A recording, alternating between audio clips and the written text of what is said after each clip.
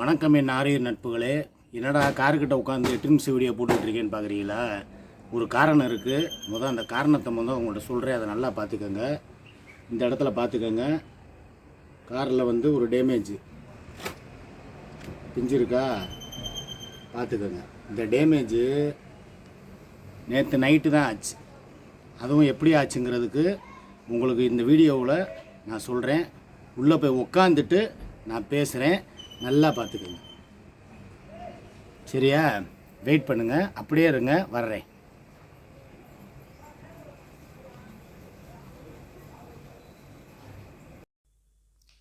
அந்த வீடியோவோட தொடர்ச்சி தான் இந்த வீடியோ. நேற்று சூர்யாவுடைய லைவ் போடும்போது நீங்கள் எத்தனை பேர் சொன்னீங்க, கார் ஓட்டும்போது அண்ணனை டென்ஷன் ஆக்காதீங்க, நீங்கள் லைவில் ஜாலியாக கமெண்ட் படிங்க, பொழுதுபோக்காக பேசுங்க, சுமியை பற்றியோ இல்லை அண்ணனை பற்றியோ யாராவது தேவையில்லாத கமெண்ட் போட்டாலோ இல்லை உங்களை உசுப்பேற்றி விட்டாலோ அதை கண்டுக்கிறாதீங்க. நீங்கள் பாட்டுக்கு லைவை போடுங்கக்கா, அண்ணனை தொந்தரவு பண்ணாதீங்கக்கா. ஏன்னா வண்டி ஓட்டுறவங்களுக்கு கவன சிதறல் ஆகக்கூடாதுக்கா. அவர் இப்போ அவரை ப்ரெஷரை ஏற்றி விடுறீங்க, அவரை நெஞ்சு வலிக்குதுங்கிறாரு. அப்படி இருந்து அவரை விடாமல் அடுத்தடுத்து சுமியை பற்றிய கேள்விகளுக்கு நீங்கள் பதிலை சொல்லிக்கிட்டு அவரை மேற்கொண்டு ப்ரெஷரை ஏற்றுனீங்க. ஏற்றாதீங்கன்னு சொல்லி நீங்கள் எல்லாம் சொன்னீங்க. இவ சொல்ல கேட்காம அந்த லைவு முடிஞ்சதுக்கு அப்புறமும், லைவு ஒரு பக்கம் 1 மணி நேரத்தில் முடிச்சுட்டு நாங்கள் அதுக்கப்புறமும் 1 மணி நேரம் எங்களுக்கு பயணம் போய்கிட்டு இருந்துச்சு. சரிங்களா? அப்போ வர்ற வழியில் என்னையை திருப்பி இந்த லைவ் முடிஞ்சதுக்கப்புறம் எங்களுக்குள்ள ஒரு ஆர்கியூமெண்ட்டு. எதுக்குப்பா தேவையில்லாமல் சுமியை பற்றி எதுவும் பேசாத, அவங்கள பேசினா எனக்கு டென்ஷன் ஆகுது, தேவையில்லாமல் என்னை ப்ரெஷரை மூட்டாதுன்னு சொல்லி நான் இவ்வளோ தூரம் படித்து சொன்னேன். அவ்வளோ சொல்லியும் கேட்காம என்னை வர்ற வழி நெடுக சண்டை. சுமி அவன் நல்லவளா, நீ நல்லவனா, நீ யோக்கியனா, அப்படி இப்படின்னு சொல்லி என்னையை போட்டு டென்ஷன் ஆக்கி உசுப்பேற்றி, ஏற்கனவே நான் ஏகப்பட்ட மன உளைச்சல்களில் இருக்கேன். இதில் இப்போ இந்த சுமி விஷயம் நம்மளுக்கு ரொம்ப முக்கியமாக. சுமி உனக்கு ஏதாவது தொந்தரவு கொடுத்தாளா, இல்லை லைவ் போட்டாங்களா, இல்லை வேறு ஏதாவது வீடியோ எதுவும் அப்லோடு பண்ணாங்களா? ஒன்றுமே இல்லை. நீ தான் சொன்ன, அதாவது சுமியுடைய அந்த உன்னுடைய ஃபோட்டோ ஷார்ட்ஸில் போட்டு என்னை உருவ கேலி பண்ணாங்க, அதனால தான் ஆண்டவனாக பார்த்து தண்டனை கொடுத்தான் அப்படின்னு சொல்லி ஒரு வார்த்தையை விட்டாங்க. சரி, ரைட்டு. நீ எத்தனையோ தடவை சுமியை உருவ கேலி பண்ணியிருக்க. எத்தனையோ தடவை நீ சிலிக்கானு, இவ அங்கே போனவன் இங்கே போனவன் சொல்லி எம்புட்டோ பேசியிருக்க. அப்போ மாத்திரம் ஏன் அந்த ஆண்டவன் உனக்குன்னு தண்டனை கொடுக்காமல் இருக்கான்? இது யதார்த்தமாக நடந்தது. அவங்களுடைய ஃபோனில் ஸ்டோரேஜ் ஒன்று அதிகமாக இருக்கணும், இல்லை வேறு ஏதாவது அது தேவையில்லாத ஏதாவது ஒரு ஆப்ஷனை அவங்க அமைக்கியிருக்கணும். அதனால் லைவுங்கிறது கொஞ்சம் ப்ராப்ளமாக இருக்குது. அதை நான் போய் சரி பண்ணி கொடுத்துட போகிறேன். உடனே நீ விட்ட சாபத்தினால தான் எல்லாமே நடந்த மாதிரி. இதே மாதிரி தான் ஏற்கனவே உன் வீட்டில் நகை தொலைஞ்சப்பையும் பணம் தொலைஞ்சப்பையும் நீயும் உங்கள் அம்மாவும் கோயிலில் போய் நாங்கள் மண்ணவாரி தூற்றினோம், எடுத்தவங்க இதாகி போகணும், அவங்க குடும்பம் நாசமாக போகணும்னு நாங்கள் வேண்டிக்கிட்டோம். அதனால தான் உன் குடும்பத்தில் ஒரு இழப்பு ஏற்பட்டுச்சு அப்படின்னு சொல்லி ஒரு தடவை இதே மாதிரி தான் நீ சொன்ன. அதுக்கப்புறம் எதுக்கெடுத்தாலும் நீ ஏதாவது ஒரு பிரச்சனைனா உடனே நான் மண்ணவாரி தூத்துறேன், எங்கள் அம்மா போய் அதை பண்ணாங்க இதை பண்ணாங்க, அதனால தான் உனக்கு இப்படி ஆச்சு அப்படி ஆச்சுன்னு சொல்லி நீ சொன்ன. சரி, அதெல்லாம் கூட நான் சரி போயிட்டு போதுன்னு சொல்லி பெருந்தன்மையாக உன் கூட சேர்ந்து நான் பயணம் பண்ணிக்கிட்டு இருக்கேன்.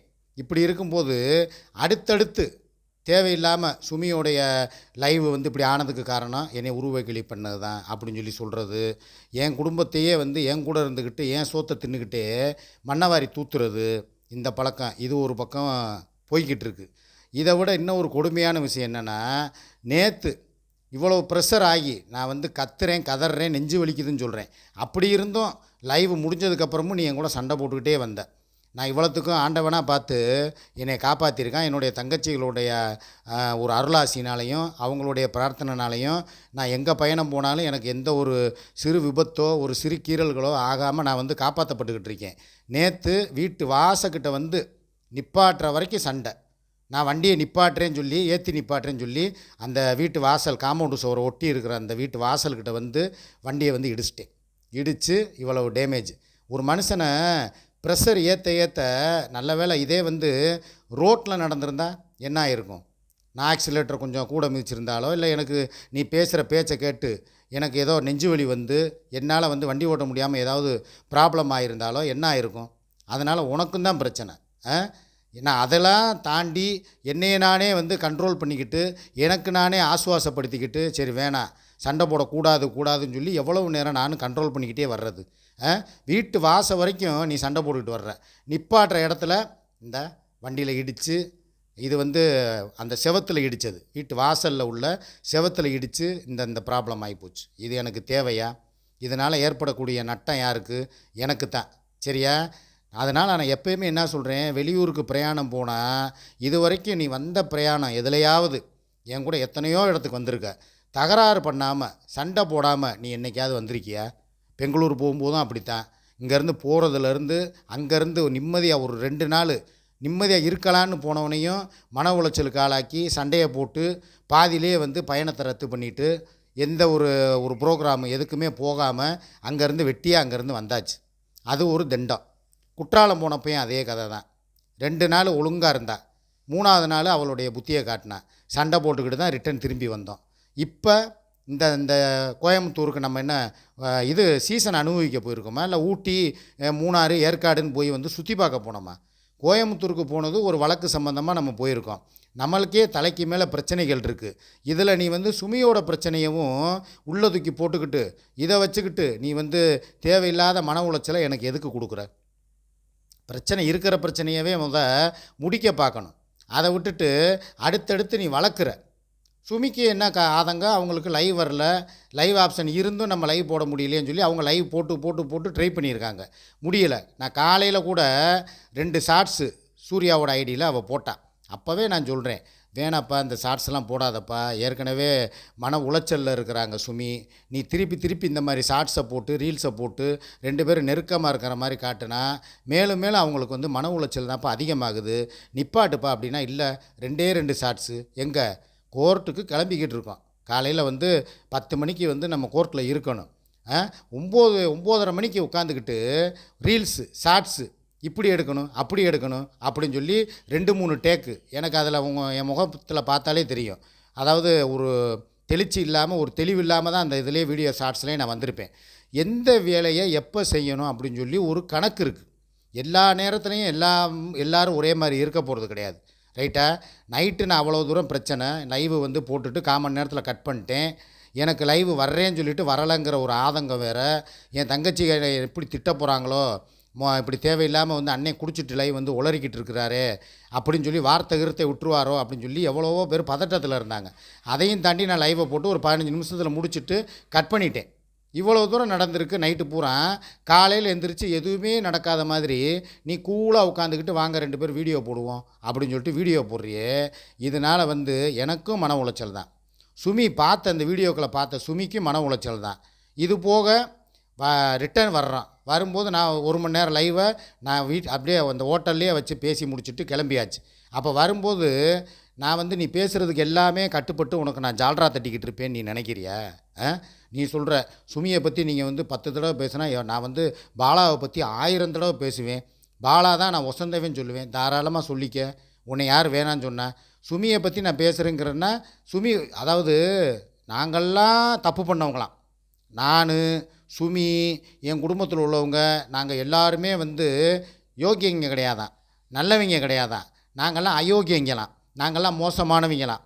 ஆனால் இந்த அம்மாவுடைய கணவரும் யார்? நம்ம கட்டப்பை கருப்பி இருக்கிறாரே குடிகார கணவர் பாலா என்கிற பால விநாயகம். இவங்க 2 பேருமே வந்து யோக்கிய சிகாமணிகளாம். இது வரைக்கும் வந்து பால விநாயகம் வந்து எந்த தவறுமே பண்ணலையாம். அவர் வந்து சுத்தமானவராம். அதுக்கு ஒரு உதாரணம் ஒரு ஆளை சொன்னாங்க பாருங்கள். அதை விட யாரை கம்பேர் பண்ணணும்? அதெல்லாம் பண்ணலாமா? அதெல்லாம் வந்து ஒரு நல்லவங்களுக்கு பண்ணணும். இந்த மாதிரி வந்து 24 மணி நேரமும் நான் என்ன கேள்வி கேட்டேன், இவன் ஏன் டென்ஷன் ஆனா தெரியுமா? அதாவது வாரத்தில் 1 நாள் குடிக்கிறவனை பார்த்துருக்கோம், இல்லை வாரத்துக்கு வந்து ஒரு 2 நாள் குடிக்கிறவன், இல்லை நைட்டு குடிக்கிறவனை பார்த்துருக்கோம். ஆனால் இந்த பால விநாயகங்கிறவர் ஒரு பகல் குடிகாரன். பகலில் காலையில் எப்படா வந்து 12 மணி இல்லை 10 மணிக்கெலாம் சரக்கை போட்டுட்டு எப்படி தான் வாங்குவாங்கன்னு தெரியலை. பகலில் எவன் காலையில் எந்திரிச்ச உடனே விடிஞ்ச உடனே குடிக்கிறானோ அவன் 1 நம்பர் உலகத்துக்கே வாழ்கிறதுக்கு தகுதி இல்லாதவன், குடும்பத்தை பார்க்குறதுக்கு தகுதி இல்லாதவன். அப்படி உள்ளவனை நீ வந்து ஒசத்தி பேசுகிற. என் புருஷன் மாதிரி வராது. உன் புருஷன் கூட போய் நான் வாழ வேணான்னு சொல்லவே இல்லை. ஒரு நாள் போய் நீ போய் உன் புருஷன் கூட வாழு. இதே வார்த்தையை நீ சொல்கிற. சுமி கூட போய் நீங்கள் போய் வாழ்ந்து காட்டுங்க. ஒரு நாள் உங்களால் இருக்க முடியுமா? சுமி நான் சொல்கிறத கேளு. 20 வருஷமாக நான் சுமி கூட வாழ்ந்தவன் தான். இதுக்கு முன்னால் நாங்கள் என்ன குடும்பம் நடத்தலையா? நாங்கள் பிள்ளை பெக்கலையா? இல்லை எங்கள் குடும்பம் அமைதி இல்லாமல் இருந்துச்சா? நாங்கள் ஸ்மூத்தாக வாழ்க்கை போய்கிட்டு இருந்தது தான். என்றைக்கு இந்த டிக்டாக்குன்னு சொல்லி ஒன்று வந்துச்சோ அதில் உள்ளே நுழைஞ்சவன் தான். அதில் ஒன்று இந்த சினேகா ஃபங்க்ஷனில் பார்த்ததுக்கப்புறம் தான் என் வாழ்க்கையே மொத்தமாக கெட்டு குடித்தவராக போச்சு. சரியா? அது வரைக்கும் நான் அதுக்கு முன்னால் சாதனா கூட பயணம் பண்ணிக்கிட்டு இருந்தேன். ஒரு வருஷம் 1.5 வருஷம் சாதனா கூட தொடர்ந்து நாங்கள் அண்ணன் தங்கச்சியாக பழகிக்கிட்டு ஒரு பயணம் பண்ணிக்கிட்டு இருந்தேன். அப்போ கூட எனக்கு என் குடும்பத்தை விட்டு நான் போகலை, பிரியலை. சரியா? எங்கேனாலும் எந்த ஃபங்க்ஷனுக்கு போனாலும் போயிட்டு அவள் நேராக வீட்டுக்கு போயிடுவானே, பார்த்து போனேன், பத்திரமா போனேன் அப்படின்னு சொல்லிட்டு என்னை அனுப்பி விட்டுட்டு அவள் சேஃபாக வீட்டுக்கு போயிடுவாள். அவள் புருஷனோடு அவள் வாழ்ந்தா. நான் என் குடும்பத்தோடு நல்லபடியாக சந்தோஷமாக இருந்தேன். எங்களுக்குள்ளே உள்ள உறவு அண்ணன் தங்கச்சிங்கிற உறவு தான். வேறு எங்களுக்குள்ள எந்த ஒரு தவறான எண்ணமும் இல்லாமல் நாங்கள் இருந்தோம். ஆனால் உன் கூட என்றைக்கு சேர்ந்தேனோ அன்னையோட எல்லாத்த விட்டு நான் பிரிஞ்சிட்டேன். இதெல்லாம் உள்ள எல்லாத்த விட ஹைலைட் என்னென்னா, நீ எதுவுமே பண்ணாத மாதிரி, நீ உலகத்திலேயே 1ஆம் நம்பரு நல்லவ மாதிரியும் மற்றவங்க எல்லாருமே அயோக்கியங்க மாதிரியுமே பேசக்கூடாது. நான் எதுக்கு இப்போ சுமிக்கிட்டே நான் இப்போ காலையில் கூட ஃபோன் பண்ணேன். என்னப்பா எதுவும் வாங்கிட்டு வரவா? நான் 2 நாள் ஆச்சு பப்புவை விட்டுட்டு போய், அதையும் நான் பார்க்கணும், அதை போய் தூக்கிட்டு வரணும். உங்களுக்கு என்ன வேணும்னு கேட்டதுக்கு சுமி ரொம்ப மன உளைச்சலில் இருக்காங்க. எதுவுமே எனக்கு வேணாம், எனக்கு நெஞ்சு வலி. நீங்கள் அவள் அவ்வளோ பேசுகிறா, அவளை பேச விட்டுட்டு நீங்கள் வேடிக்கை பார்க்குறீங்க அப்படின்னு சொல்லி புரிஞ்சுக்கிறாம என்னையே கத்துறாங்க. நான் சொல்கிறது, நேற்று நீங்கள் எல்லா பேருமே சூர்யாவோட லைவு பார்த்தீங்கல்ல, 9 மணி லைவு சூர்யா மீடியாவில். நான் எங்கேயாவது ஒரு இடத்துல சுமியை விட்டு கொடுத்தேனா? எனக்கு சுமிக்காக நான் கத்துனேன், கதறினேன், பதறினேன். என்னுடைய நியாயத்தை பூரா நான் பேசினேன். அவள் அவள் பக்கம் உள்ளதை பூரா பேசிக்கிட்டே வந்தா. உன் பொண்டாட்டி நல்லவளா, நீ நல்லவளா, என் பாலகுநாயகன் நல்லவன், அவர் ராமர், அப்படி இப்படின்னு சொல்லி என்னென்னமோ பேசினேன். நான் விட்டு கொடுத்தேன். நான் சுமியை எந்த இடத்துலையாவது லைவ் பார்த்த உங்களுக்கு தெரியும். நியாயத்தை நீங்கள் பேசுங்க. ஆனால் காலையில் நான் பேசுகிறேன். இதுக்கு நைட்டே ஒரு கம்யூனிட்டி போஸ்ட் வேறு போட்டிருக்காங்க. யார்? சுமி. 2 நாதாரிகளும் சேர்ந்து, நாதாரிகள் என்னையும் நாதாரி லிஸ்ட்டில் சேர்த்துட்டாங்க. ஆக 2 நாதாரிகளும் சேர்ந்து என்னை தப்பாக பேசுகிறீங்க. இதெல்லாம் நியாயமா? கம்யூனிட்டி போஸ்ட்டு பார்த்துட்டு எனக்கு எவ்வளோ கொதிச்சு தெரியுமா? அந்தளவுக்கு தேவையில்லாமல் டென்ஷன் ஆக்கி விடுறது இப்போ காலையில் சுமி தான். நான் இவ்வளோத்துக்கும் நேற்று பிரச்சனை நேற்றோடு முடிஞ்சு போச்சு. காலையில் எந்திரிச்சு ரெடியாகி, எப்போ நான் வர்றேன், பப்புவை நான் பார்க்கல 2 நாளாக, என்ன வாங்கிட்டு வரணும் வீட்டு ஜாமான் அப்படின்னு சொல்லி தான் கேட்குறேன். எனக்கு எதுவுமே வேணாம், எனக்கு நெஞ்சு வலிக்குது, எனக்கு உடம்பு சரியில்லை. இப்படி புரிஞ்சுக்கிறாம ஒரு பெண் இருந்தால் நம்ம என்ன பண்ணுறது? கட்டின கணவனை மனைவி முழுசாக புரிஞ்சுருக்கணும். நான் யார் பக்கம் இப்போ நான் பேசுகிறது சொல்லுங்கள்? என் நிலமை 3 பக்கம் நான் தவிக்கிறேன். முக்கோண காதல் கேள்விப்பட்டிருக்கோம், முக்கோண மோதல் கேள்விப்பட்டிருக்கீங்களா? அது என் வாழ்க்கையில் தான். ஒரு பக்கம் சுமி மோதல், ஒரு பக்கம் சூர்யா மோதல், ஒரு பக்கம் பெட்ரோல் பிச்சை மோதல், பெரியம்மா மோதல். 3 பக்கம் முக்கோண காதலில் வாழ்ந்தவன் எம்புடோ போயிருக்கேன். நான் மோதலில் வாழ்ந்துக்கிட்டு இருக்கேன். என் வாழ்க்கை இப்படியா போகணும்? இவ்வளோ கஷ்டத்தையும் இவ்வளோ துன்பத்தையும் துயரத்தையும் அனுபவிச்சுட்டு நானும் இந்த உலகத்தில் உலாவிக்கிட்டு தான் இருக்கேன். என்னைய நினச்சா எனக்கே சிரிப்பும் ஏளனமாக வருது.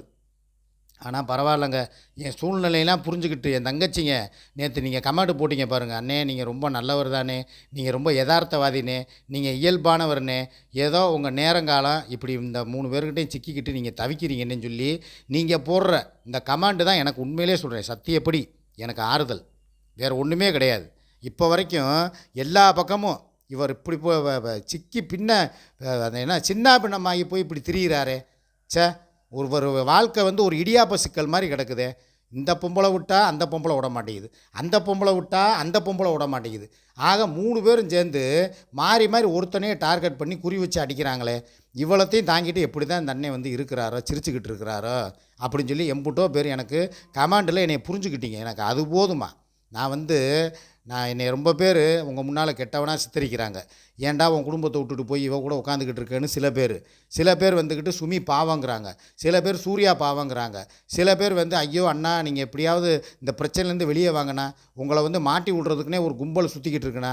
நான் எதுவுமே இதெல்லாம் இப்போ நாங்கள் நேற்று நடந்த விஷயம்லாம் 3 வருஷத்துக்கு முன்னால் போட்ட ஒரு விஷயம். இந்த சார்ஜ் ஷீட்டுங்கிறது இப்போ போட்டிருக்காங்க. இது 3 வருஷமாக ஒரு விஷயத்துக்கு சார்ஜ் ஷீட் போடாமல் இருப்பாங்களா காவல்துறை?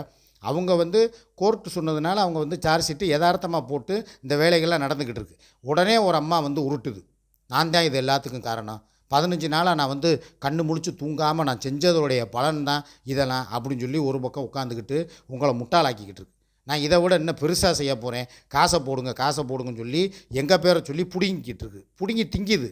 இதெல்லாம் பார்க்கும்போது எனக்கு ஒரு பக்கம் ஒரு சிரிப்பாகவும் வருது, ஒரு பக்கம் பார்த்தா இன்னும் இந்த மாதிரி இந்த விஷயங்களையெல்லாம் வந்து நான் தான் செஞ்சேன்னு சொல்லி ஒரு பொய் மூட்டையை அவுத்து விட்ற ஒரு ஆளுக்கிட்ட பணத்தை போட்டு ஏமாறுறாங்களே ஒரு கும்பல் அப்படின்னு சொல்லி நினைக்கும்போது, அது கும்பல் கிடையாது, அப்பாவிகள். இப்படி இருக்கிறத நினைக்கும்போது எனக்கு மனசு ஒரு பக்கம் வருத்தமாகவும் இருக்குது. நம்ம எதையுமே சொல்ல வேணாம், எல்லாமே என்னங்கிறது தெளிவாக இன்றைக்கி 6 மணி லைவில் உங்களுக்கு நான் விவரமாக நான் வந்து விளக்கமாக சொல்கிறேன். சரிங்களா? என் வாழ்க்கை பிரச்சனை இப்படியே தான் போய்கிட்டு இருக்கும். நான் எல்லா பக்கமும் ஜமாளித்து போயிட்டு தான் ஆகணும். இப்போ இந்த அடுத்து வந்து சுமியை பார்க்க கிளம்பிட்டேன். என்ன தான் வந்து சுமி வந்து என்னை பார்க்குறதுக்கு வர வேணாம், இப்போ கூட காலைல ஃபோன் பண்ணதுக்கு நீங்கள் வர வேணாம், நீங்கள் 2 நாள் எப்படி இருந்தீங்களோ அதே மாதிரியே இருந்துக்கங்க, நான் எப்படியோ போகிறேன் அப்படின்னு சொல்லிட்டு பேசும்போதே அப்படியே அழுக வந்துருச்சு சுமிக்கு. நான் சொன்னேன், அமைதி அமைதி அமைதி, நான் வர்றேன், நேராக வந்து எதுனாலும் பேசிக்கிறேன், கொஞ்சம் பொறுமையாக இருங்க. இப்போ எதுக்கு எடுத்தாலும் சுமி வந்து ஓவராக எமோஷனல் ஆகுறாங்க, அழுதுடுறாங்க. ஏன்னா அந்தளவுக்கு மனம் வந்து பலவீனமாக இருக்குது. அதை வந்து நான் போய் நேரில் போனால் தான் சில ஆறுதல் வார்த்தைகள் தேர்தல் வார்த்தைகள் சொல்லி அவங்கள வந்து கூல் பண்ணி அவங்களுக்கு தேவையானதை வாங்கி கொடுத்துட்டு, ஏன்னா நான் வந்து யாரையுமே யாருக்காகவும் விட்டு கொடுக்க விரும்பலை. ரைட்டா? இப்பயும் சொல்கிறேன், சூர்யாக்கிட்ட சுமி தோக்கக்கூடாதுங்கிறது தான் என்னோடய எண்ணம். ஆனால் வந்து சுமியாக வந்து தன்னால் வாலண்டரியாக தோற்றுருவாங்களோங்கிற ஒரு பயம் வேறு எனக்கு வருது. ஏன்னா எல்லா விஷயத்துலையும் நான் சுமிக்கு சப்போர்ட் பண்ணிக்கிட்டு தான் இருக்கேன். லைவ் ஆப்ஷன் போனால் இந்த உனக்கு இன்னொரு ஐடி தர்றேன், சிக்கா அண்ணா அபிஷியல்னு சொல்லி கொடுத்துட்டு வந்தவன், இந்த இதை வச்சுக்க, இதில் லைவ் போடுன்னு சொல்லி கொடுத்துட்டு வந்தேன். துரதிருஷ்டவசம் அவங்களுடைய செல்லு ஏதோ ஃபால்ட்டில் இருக்குது, அதனால தான் அவங்க லைவ் வரல. மற்றபடி அவங்க சொல்கிற மாதிரி சூர்யாவோட சூழ்ச்சியும் கிடையாது, யாரோடைய சதித்திட்டமும் கிடையாது. இது இயற்கையாக நடந்திருக்கு. நான் போய் கிளியர் பண்ணுறேன். இன்றைக்கி ஈவினிங்குள்ளே சுமியோடைய லைவு உங்கள் எல்லாருக்கும் வரும். சுமியோடைய ஆதரவாளர்களுக்கு நான் சொல்லிக்கிறேன். மற்றபடி நேரில் மற்ற விஷயங்களை 6 மணி லைவில் நம்ம பேசிக்கிறலாம். நன்றி, வணக்கம், பாய்.